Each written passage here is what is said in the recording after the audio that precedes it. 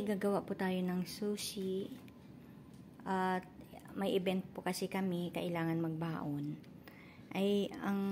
Para mas madali na lang para sa akin na hindi na ako mahirapan magbaon ng magluto ng mga ulam, ito na lang ginawa ko kasi kumpleto na po ito. Mayroon na po siyang gulay. Okay. Nandyan ang litus. Lalagyan ko po siya ng litus. Ayan ang pipino, itlog, carrots, at hotdog na nga lang po ang nilagay ko. Kasi para hindi na ako magluto. Bilisan kasi dahil kailangan maaga pa kami. Kaya maaga akong nagising para gumawa po nito. So,